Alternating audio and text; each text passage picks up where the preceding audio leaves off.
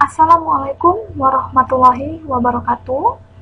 Kita bertemu kembali di perkuliahan kalkulus untuk fisika, yaitu hari ini adalah materi terakhir, masih mengenai penerapan integral ya.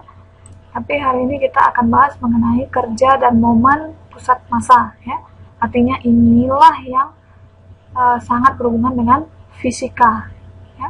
Bagaimana penerapan integral itu terhadap fisika.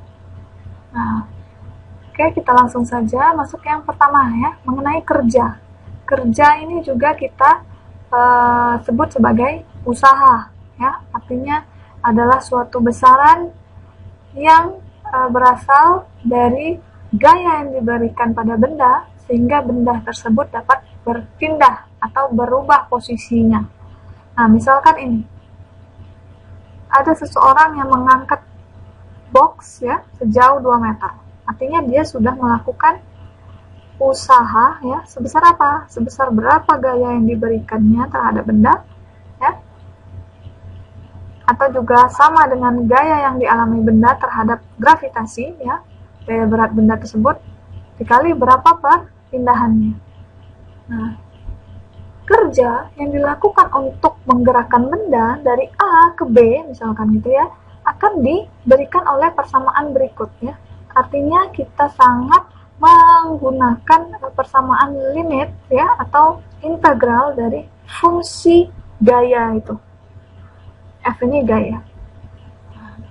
Sehingga kerja itu akan sebanding dengan gaya dikali dengan perpindahan, atau kita bisa hitung dari berapa posisi benda itu dari awal hingga akhirnya dengan mengintegralkan gaya, fungsi gaya terhadap X ya. Nah, ini misalkan untuk mencari kerja yang dilakukan oleh seseorang mendorong gerobak ya. Artinya dia berikan gaya sebesar 150. Nah, dengan benda ini bergerak sejauh 20 feet ya, sehingga dapat kerjanya sebesar 3000 feet per pound. Lebih ini pound. Nah, sekarang kerja penerapannya itu ada pada pegas ya. Jadi menurut hukum Hooke itu adalah besar gaya yang diperlukan untuk merenggangkan atau menekan pegas sejauh X satuan dari panjang alaminya adalah sebesar K dikali X ya. Anggaplah ini pegas ya. Pegas ini panjang alaminya, berarti kita anggap sama dengan X sama dengan 0 ya. Nah, lalu ditekan, diberikan gaya sehingga dia, atau ditarik dia, direnggangkan sehingga dia merenggang sejauh X unit ya. X unit, kita nggak tahu panjangnya berapa. Mungkin bisa lebih jelas kita lihat pada contoh. Nah, jika panjang alami pegasnya sebelum direnggangkan atau ditekan adalah 0,2 meter, dan diperlukan 12 Newton gaya untuk menarik dan menahan pegas sejauh 0,04 meter, tentukan kerja yang diperlukan untuk merenggangkan pegas itu dari panjang alaminya menjadi 0,3. Nah, kita lihat dulu gaya yang diperlukan agar dia tertarik sejauh 0,04 adalah 12 Newton. Sehingga kita peroleh konstanta pegas itu adalah 300X. Nah, di soal kita ketahui panjang alami pegas itu adalah 0,2 meter. Artinya itu adalah titik X sama dengan 0. Nah, panjang yang diminta sekarang adalah 0,3 meter. Artinya X-nya itu sama dengan 0,1 karena perbedaannya adalah 0,1. Nah, sehingga untuk kerja yang diperlukan untuk merenggangkan pegas itu sejauh 0,3 meter ya, artinya batasnya dari mana? Batasnya dari 0 hingga 0,1 ya. 300X ya. Ini adalah persamaan gaya. Sehingga kita peroleh hasilnya adalah 1,5 Joule. Nah, sekarang di akhir nanti silahkan dikerjakan problem-problem yang ada pada video ya. Ini problem pertama ya, silahkan di capture terlebih dahulu.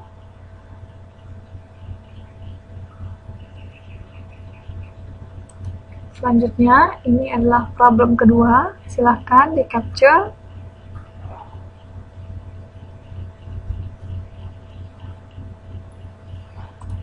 Nah, sekarang kita masuk ke topik yang kedua, mengenai momen dan pusat massa. Nah, kalau momen itu biasanya kita kenal di keadaan kesetimbangan ya. Artinya misalkan di sini ada sebuah papan yang berada di atas titik tumpu ya. Nah, anggaplah ada massa 1 dan massa 2 ya. Artinya massa 1 ini koordinatnya adalah X1, di mana ini anggaplah X sama dengan 0 ya. Di sini titik nolnya berarti X1-nya berada di minus D1 ya. Sedangkan untuk benda kedua ini X2 berarti positif D2 posisinya ya. Jadi kalau menurut kondisi kesetimbangan di mana X di 1 kali M1 tambah X2 kali M2 sama dengan 0. Nah, X1 dikali M1 atau X2 dikali M2 ini kita namakan sebagai momen. Ya. Artinya, momen itu adalah perkalian dari lengan. Ya. Lengan gaya. Ya. Momen lengan ya, dikali dengan massanya. Nah, sehingga kita nanti momen ini kita tulis sebagai M besar ya. Nah, seperti ini. Penjumlahan dari momen-momen di setiap titik. Nah, sehingga untuk mencari pusat massanya, kita ibaratkan dengan X rata-rata ya. Di mana momen dibagi dengan massa benda. Ya, artinya penjumlahan dari momen-momen ya di setiap titik per benda ya, dikali dengan dibagi dengan jumlah massa. Nah, sebagai contoh seperti ini. Misalkan ada massa sebesar 4, 2, 6, dan 7 kg, masing-masing diletakkan pada titik 0, 1, 2, dan 4. Seperti pada gambarnya. Pada titik 0 ada 4 kg, pada titik 1 ada 2 kg, pada titik 2 ada 6 kg, pada titik 4 ada 7 kg. Bagaimana titik beratnya ya, pusat massanya di mana? Berarti kan kita kali momennya dulu ya, kita cari sigma momennya. Ya, berarti 0 dikali 4, 1 dikali 2, 2 kali 6, 4 kali 7, semuanya dijumlahkan hasilnya. Lalu dibagi dengan jumlah massa. Jadi tinggal kita jumlahkan massanya. Sehingga kita peroleh bahwasanya pusat massanya berada di mana? Kira-kira di 2,21. Kira-kira di sini pusat massanya. Seperti itu ya. Nah, sekarang bagaimana jika kita mencari pusat massa di mana massanya itu kontinu di sepanjang garis? Anggaplah di sini ada garis AB ya, sepanjang AB. Nah, kita dapat cari menggunakan kerapatannya ya, kerapatan dari garis itu. Yang seperti delta ini kita namakan kerapatan ya, M massa, M besar adalah momen ya. Sehingga untuk mencari besar massanya kita dapat menggunakan sama integral dari kerapatan garis tersebut. Nah, untuk momennya juga seperti itu, kita gunakan kerapatan garisnya dikali dengan X-nya ya. Nah, untuk mencari pusat massanya otomatis masih sama M besar dibagi M ya. Artinya persamaan integral ini dibagi dengan ini. Nah, mungkin lebih pahamnya ketika melihat contoh soalnya.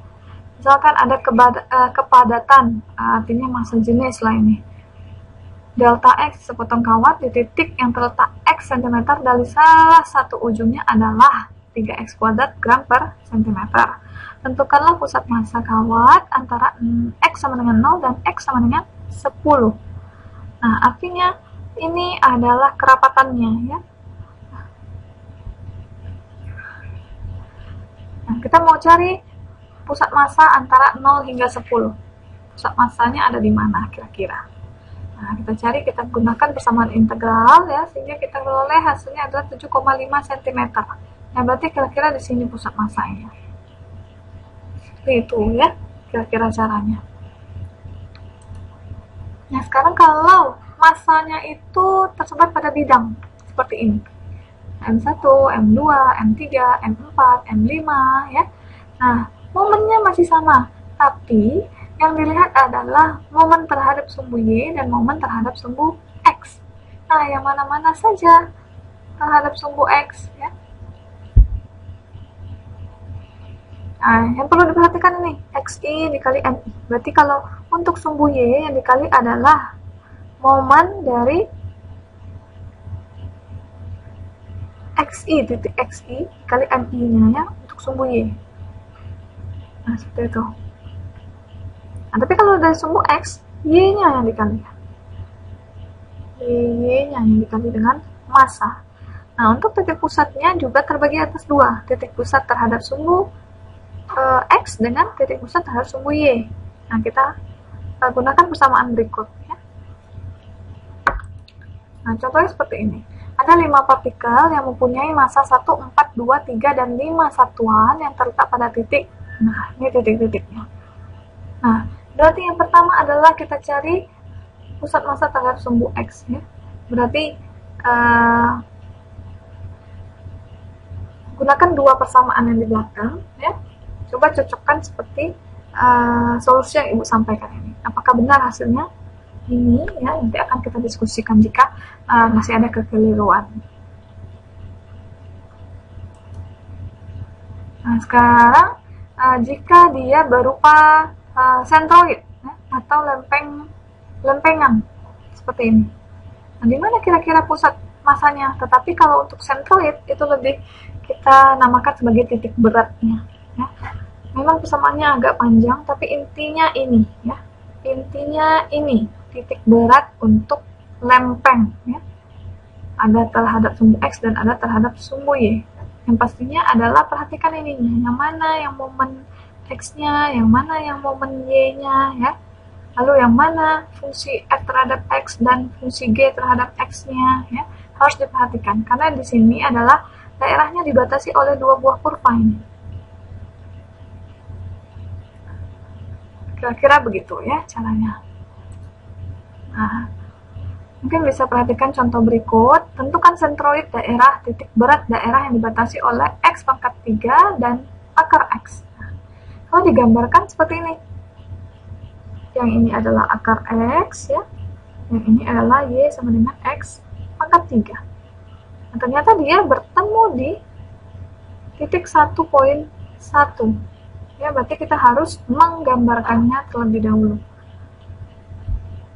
Nah, untuk mencarinya ya kita gunakan yang persamaan yang tadi, di mana fx dikurang gx ya untuk terhadap pusat massa. Nah, titik-titik ini ya, titik-titik ini yang ditunjukkan oleh garis ini kita peroleh dari m momen terhadap x dan momen terhadap y-nya. Ya. Dilihat persamaan pada kotak sebelumnya itu ini.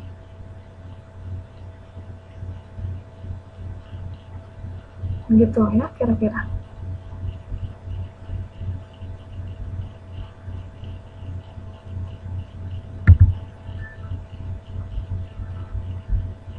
Nah, ini bisa bahwasanya tinggi ya, tinggi irisan itu adalah penjumlahan atau rata-rata dari dua buah fungsi. Nah, begitu juga dengan ini. Nanti coba dituliskan kembali di catatannya apakah sama dengan hasil yang Ibu berikan apa tidak ya, nanti akan kita diskusikan. Nah, berikut problem 3 ya tentang pusat massa dan momen. Silakan di capture. Selanjutnya ini soal yang keempat. Selanjutnya ini soal yang terakhir, soal kelima.